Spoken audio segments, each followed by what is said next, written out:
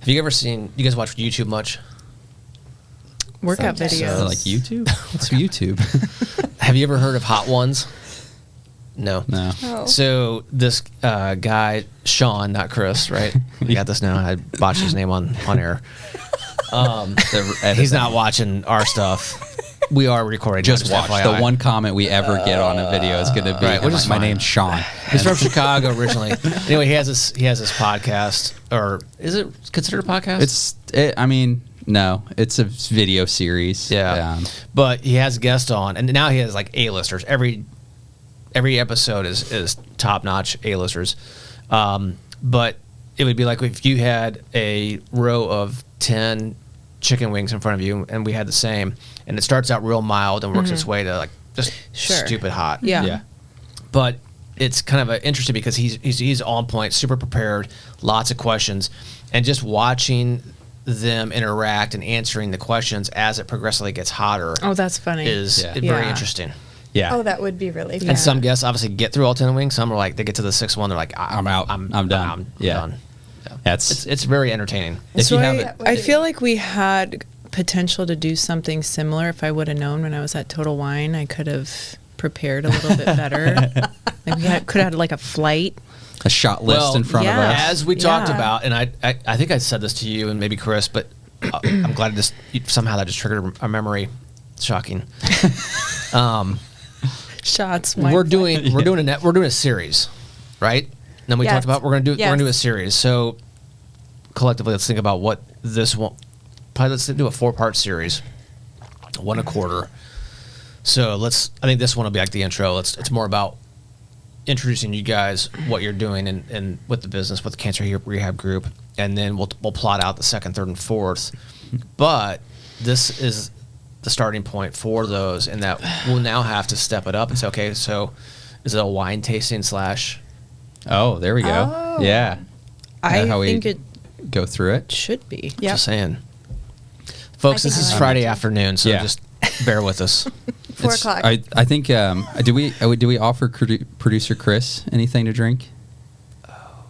Chris, do you want some We Monkey did- 47? He Chris, do you drink gin? Not really. You can use the fancy intercom we have, and not just. I think it's not connected at the moment. Oh, Do you drink Yeah. red wine? Because we also good. have that. okay. Yeah, we have some. Do you want some Pinot? Same answer. Still good. All right, fair enough. Oh my We'll get a juice box next time. You can pour some Tito's in. Actually, he likes Tito's. Was it lemon slices or just lemon juice, and then Topo Chico? What's that? It's like just a seltzer water. I'm waiting I for think. Chris to Sounds put the very- menu up on the Or on just, the yell, screen. or just yell around the corner. Topo Chico limes Yes. vodka. Oh, limes. My bad. Okay.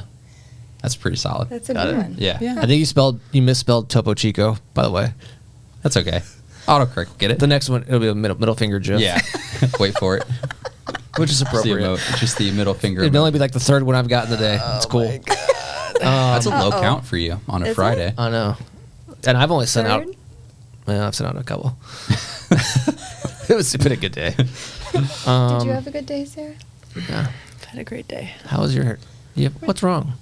Oh, there you go. I'm trying. There we go. Nice. I'm trying to make the best of a situation.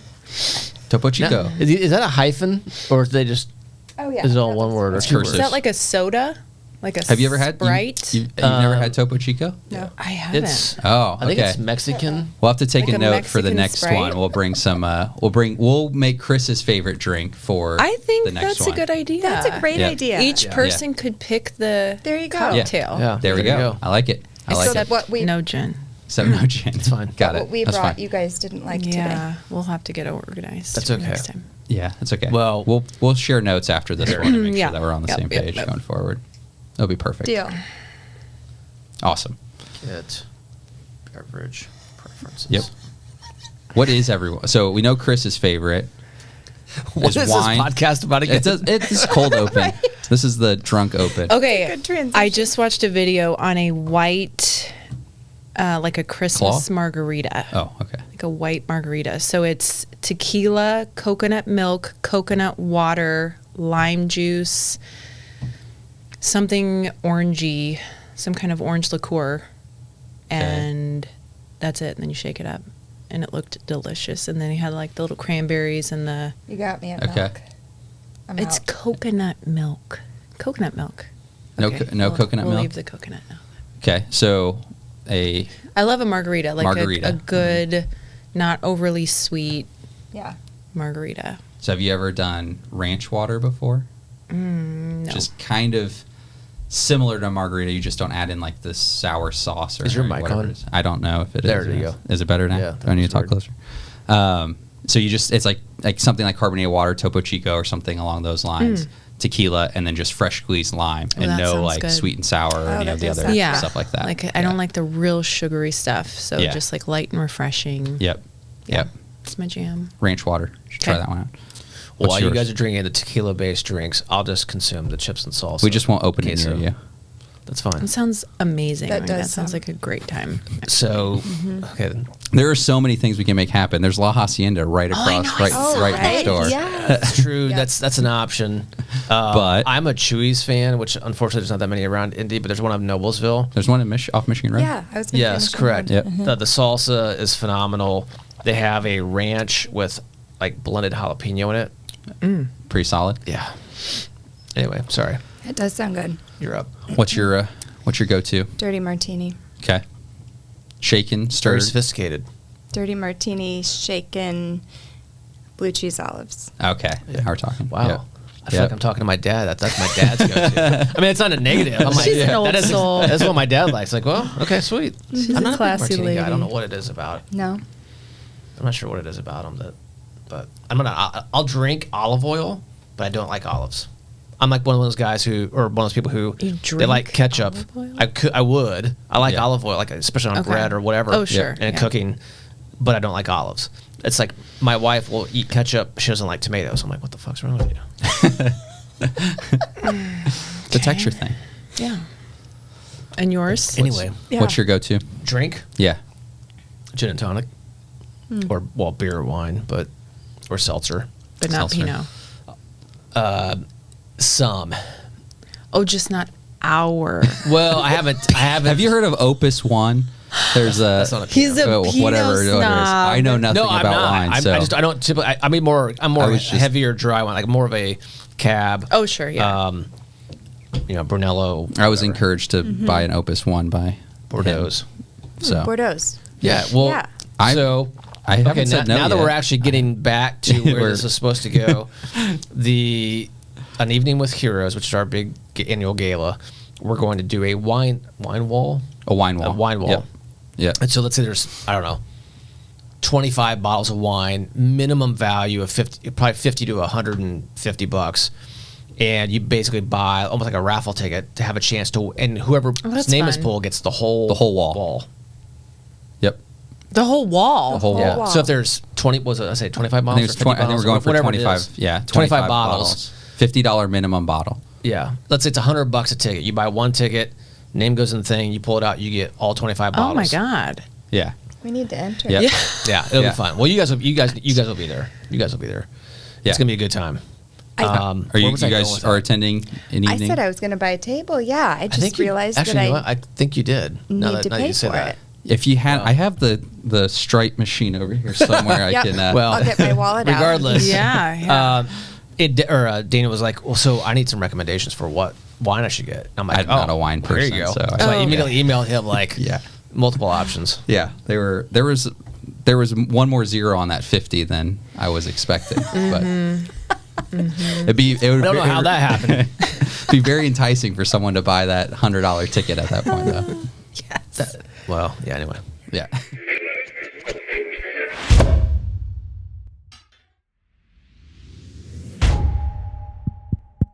is this thing on?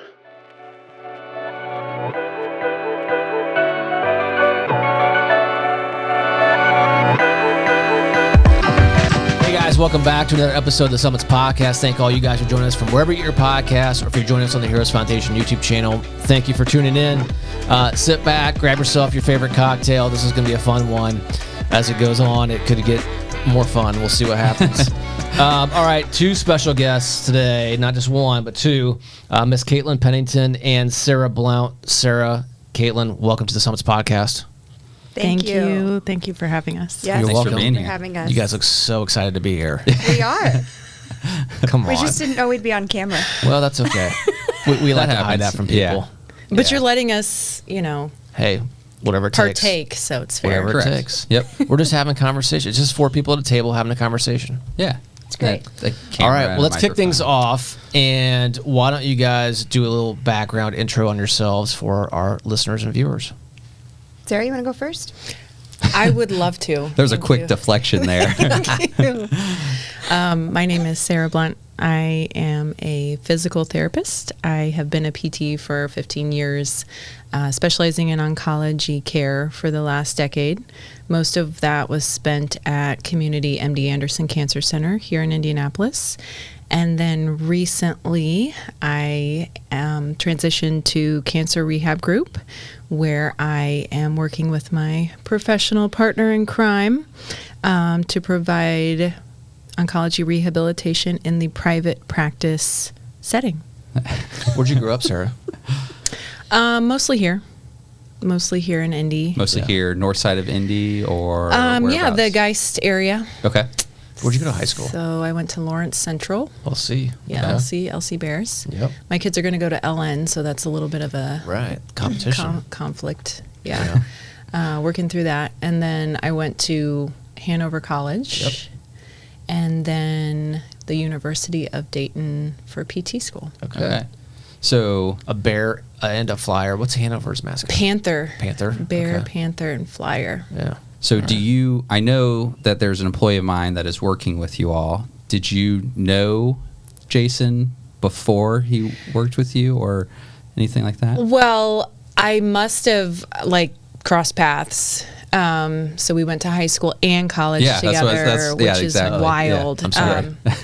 Well, no, he was my sister's age, who I love, but I'm saying for the buzz. but I may have said sorry to him. Got it. Okay. That's fair. Saying sorry to Jason is a feat. So Sorry, Chelsea. Yeah. But no, I think they knew each other. Okay. But he and I, we just must have crossed paths at Yeah. some point because Hanover's half the size of LC. So Yeah. very small school Yeah. and great school, small school. Good follow up guest. So we should have on here soon. Who's that? Jason. Jason. Well, yeah. Yeah. Well, We'll have to He is censor scheduled. some things, but Yeah. Maybe it'll be he fine. could make Yeah. a guest appearance during one of our. Oh, series. that'd be fun. There we well, go. actually, you know what? That's a great idea.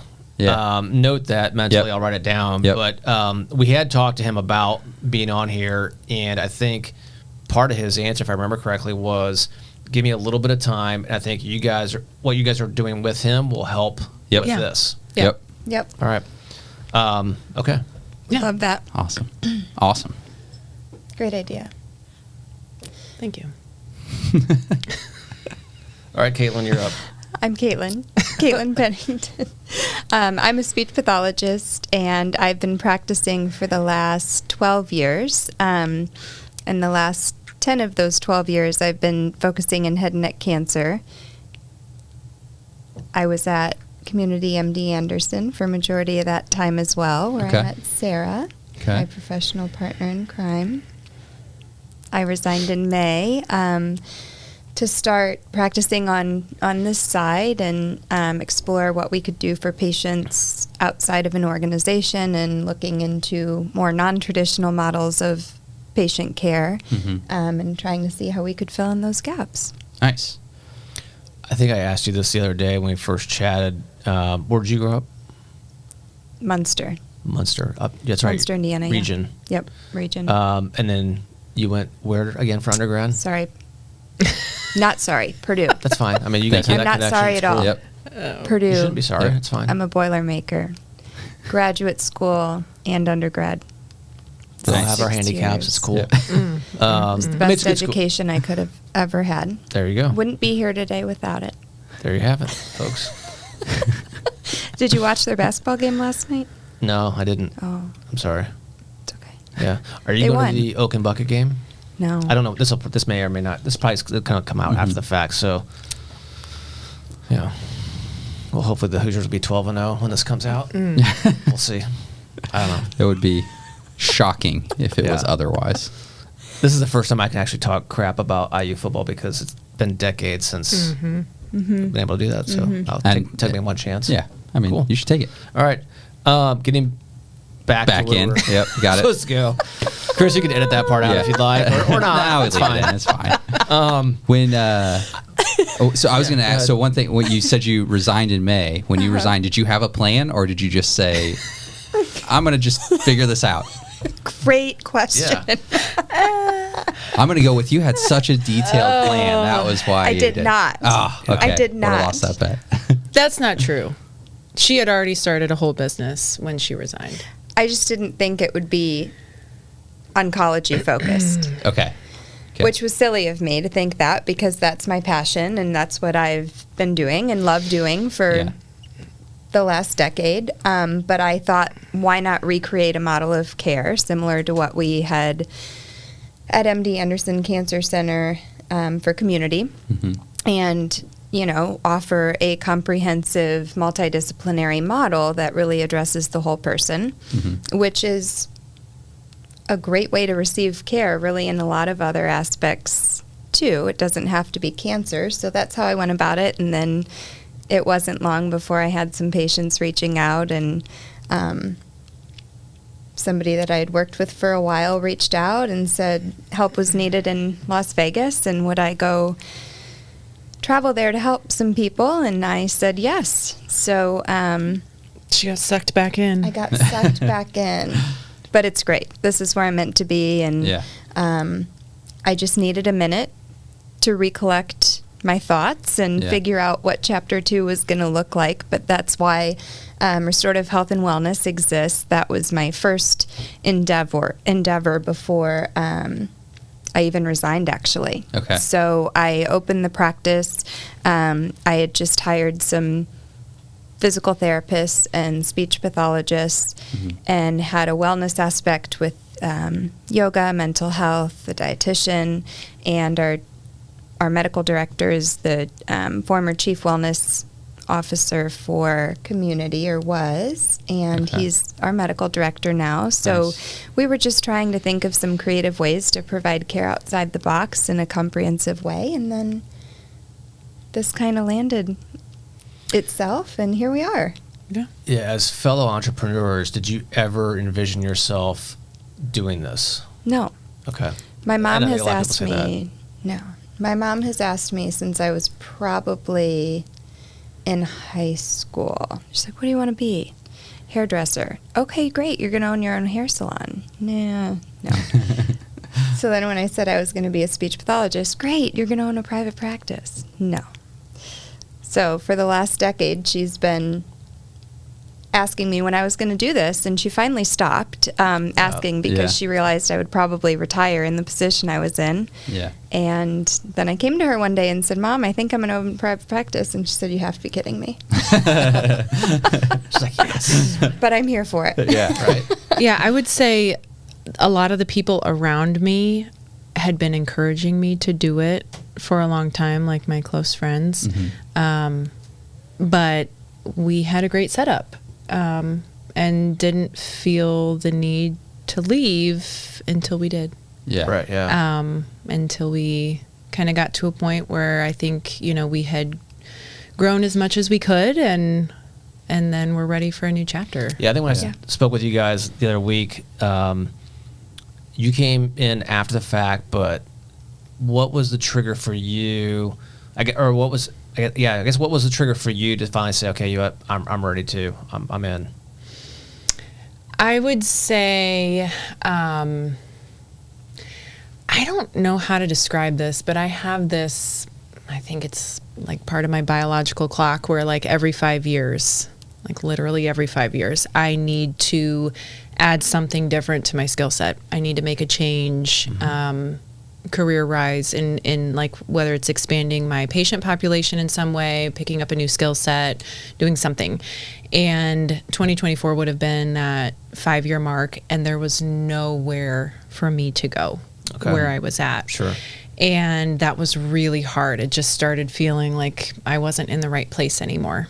And I don't know, I have a pretty strong sense of, where I need to be and what feels right and what feels wrong. And all of a sudden, it just didn't feel right anymore. And then this opportunity came along to quit my, job and go on this adventure with Kaitlin and really follow our dreams of expanding access to excellent care for people. And I mean, it got to a point where I'd be crazy not to do it. Yeah. Yeah. So why don't you guys do us a favor and you talk about what kind of care, or talk about providing care. What kind of services do you guys offer? What are your core competencies? So from a physical therapy standpoint, I am a certified lymphedema therapist. So that's kind of what brought me into cancer care. Actually, I got my lymphedema certification about 5 years into my career. And for people who don't know what lymphedema is, it's a certain type of swelling. It's different than just holding extra water. It's water, but also cellular waste products, and it can be a result of, deconditioning, or people who are getting older, and so their circulation isn't as effective as it used to be, and so they can start to get fluid pooling in their legs. But it's also a very common side effect of cancer care. So when you have lymph nodes that are surgically removed, or if you have radiation to your lymph nodes, then your lymphatic system becomes less efficient at moving fluid, and you can get fluid backup in certain areas. So for example, a breast cancer patient might get lymphedema in the arm on the affected side, or in their breast or chest, where their cancer was. And so that's something that was a need where I was working at the time, someone to manage those patients. And I was ready. It was that 5-year mark, and I was ready for a new challenge. And I said, let's do this. So I got certified, and that was my intro to oncology. And then once I saw how cancer heavy that population was, I took more and more courses in oncology. So then I could not just address the lymphedema aspect of patients, but also the whole host of side effects that come along with their treatment. So post-surgical side effects, post-radiation side effects associated with chemotherapy. I wanted to be able to take care of the patient in any way they needed in terms of oncology support and recovery. And then again, 5 years later, I decided to take on pelvic health, because working in the cancer center, there was a gynecologic oncology population that I wasn't able to support in all the ways that I wanted to, as well as prostate cancer patients. And again, just the goal of being able to provide whole person, whole body support for patients going through cancer care. Mm-hmm. So took several courses to be able to add that to my skill set. And so I would say oncology, lymphedema, and pelvic health would be the skill sets that I bring. What I found most interesting after our first conversation was looking at the services you guys provide. There's certainly, the market's clearly there for it, but it's not just those that are going through treatments now. Certainly a needed market, but if they had treatment 5 years ago or 10 years ago or 15 years ago or whatever, and I can speak to this, there are things that will start showing up later. Absolutely. May happen and may not, but things pop up, and they're already so far removed from that initial treatment that they need you guys. Yeah. Yes. And I don't think some even realize that they have issues that are coming up because of their treatment. They might think, I'm getting a little bit older, or I had treatment and this is kind of to be expected.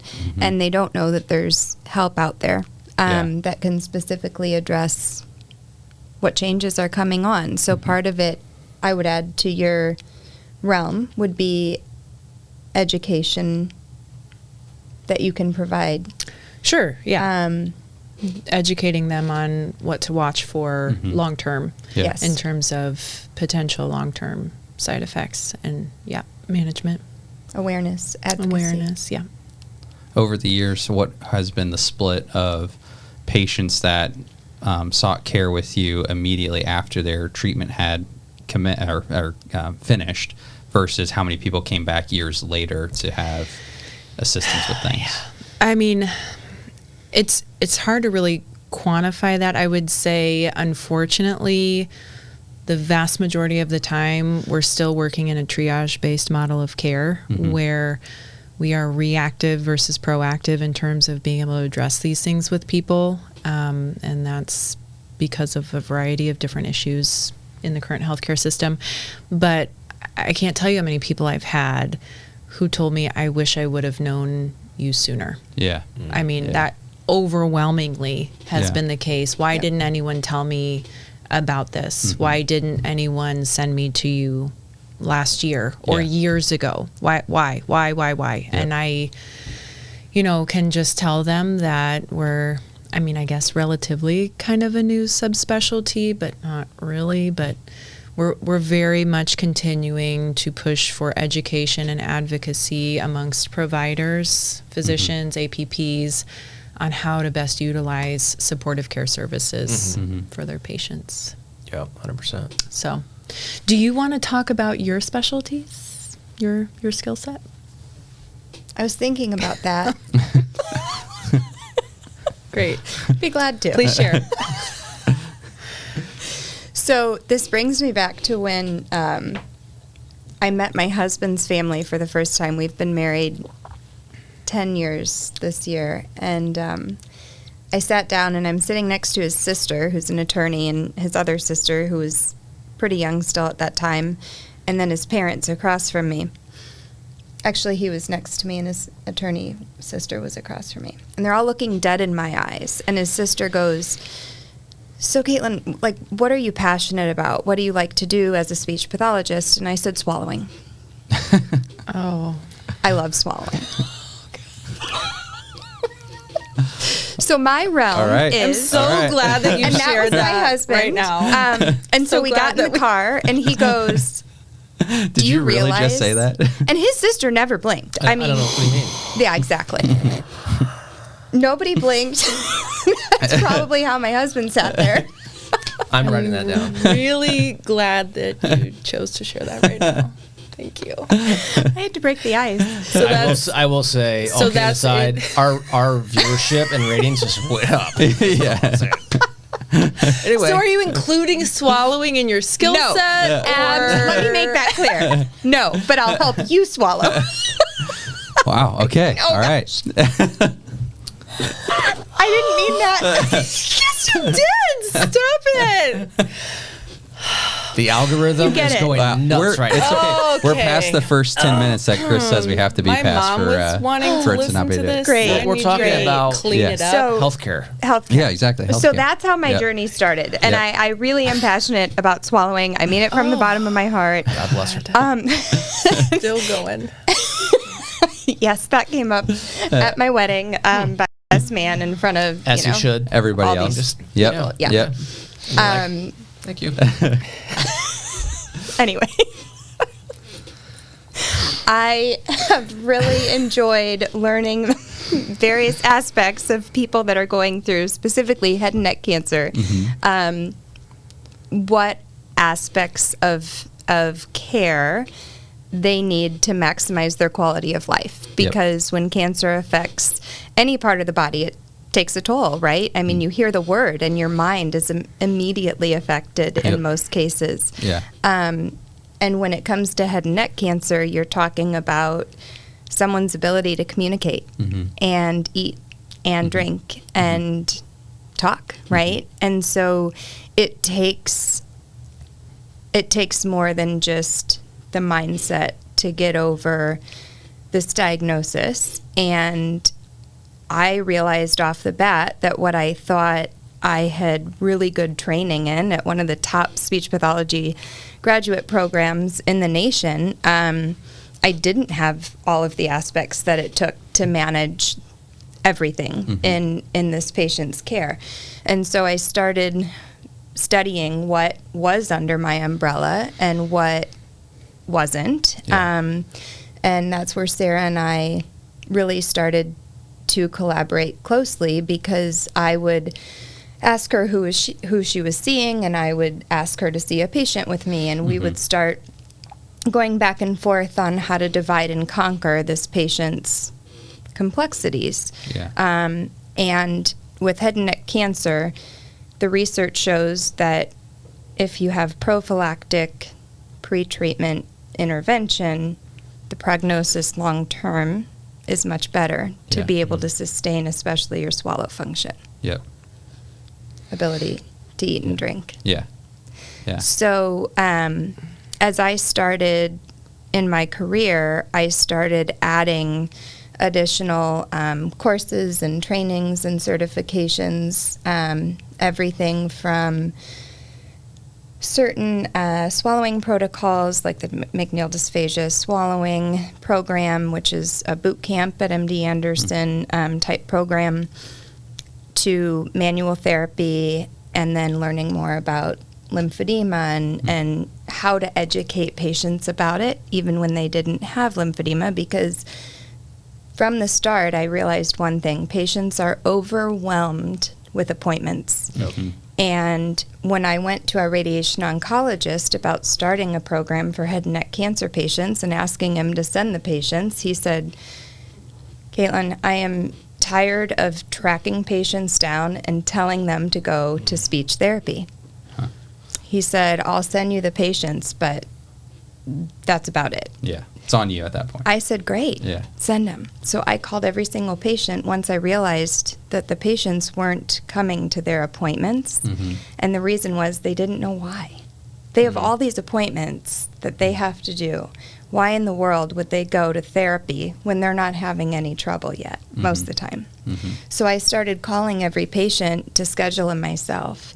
And I made sure they realized what the appointment was for, what we'd be doing, and why it was important that we did it before treatment. And 9 times out of 10, they would come, if not 10 out of 10. How of those meetings when they did show up, how surprised were they to realize that they had either limitations or things that they didn't realize that they had after that first initial consult with you? What percentage? Well, it just is it Often. Is there, yeah. I would say often. Yeah, Like I mean, people all the time.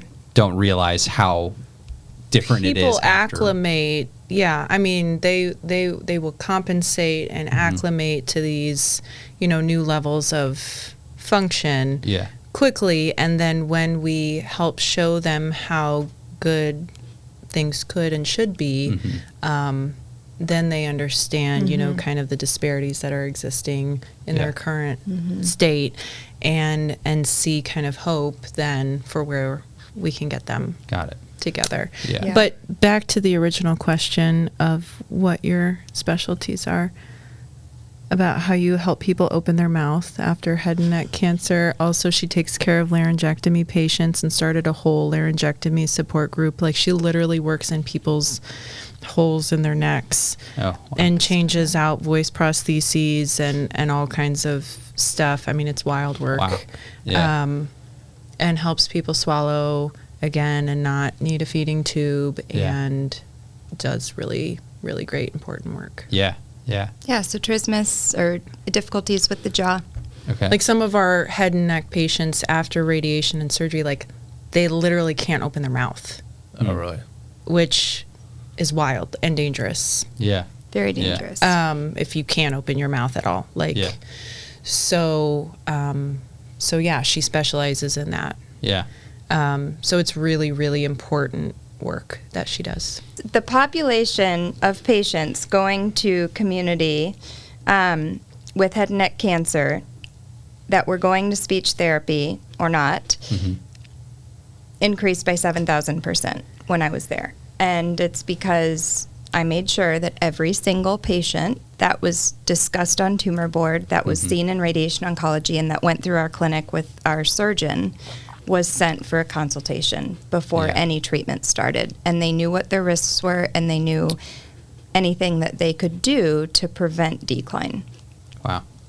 So if you guys are, give or take, 6 months in, and crystal balling's difficult, what else do you think? Where do you think this can evolve into? World domination. It's fair. Yeah, don't It's a ask. minor goal. Let's set the bar Yeah. high. I know. We've had some big conversations lately. National reach for patient care and support. Like, we don't want Focusing your... on the services you're doing now, or do you Yeah. think there's some logical additional ones without getting too far outside your box, so to speak? Mental health. Well, yes, Wellness. but like for us specifically, I would say, I mean, definitely, some physical touch points around the country, but also expanding our virtual reach to patients around the country. We just don't want your recovery to depend on where you live. Right. Right, yeah. We That's don't fair. want that. We want every cancer patient to have access to the skills and support they need to make as full of a recovery as possible, no matter where you live. And I think a common misconception is that if you have a hospital that has a PT and rehab department, or you have nearby rehab locations, that there's the support you need if you need it. And we've both seen from different aspects, me personally, when I first started this work, that I didn't know all that it took, even when I thought I had a great background and skill set.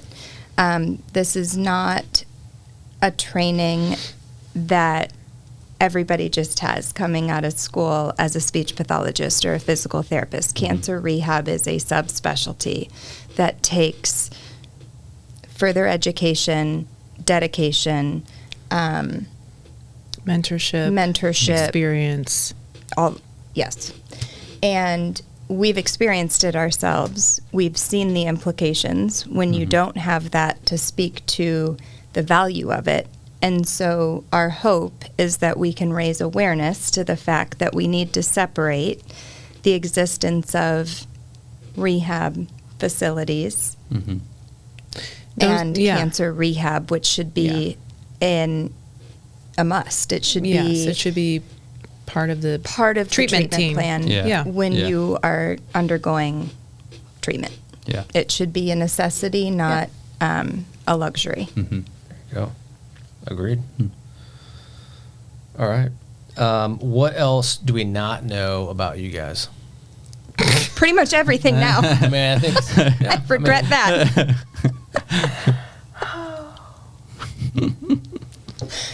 Well, all right. I told you. We have some ideas for future episodes now. Yeah. We'll have to check with legal and HR, but that's okay. Yeah. That's all good. Same.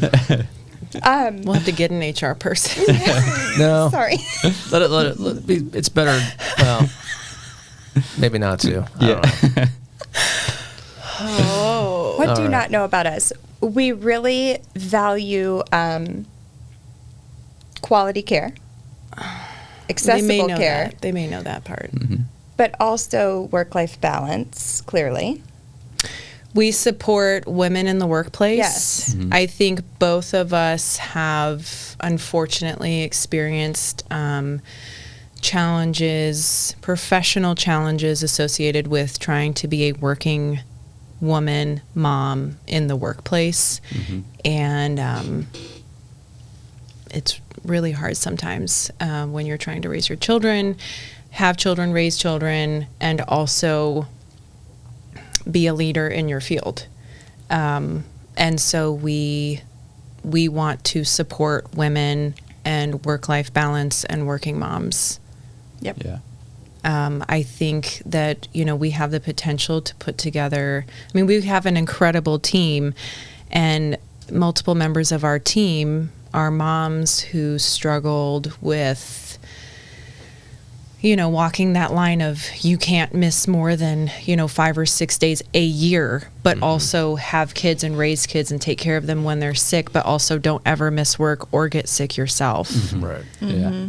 But also come to work and take care of everyone else at your own expense.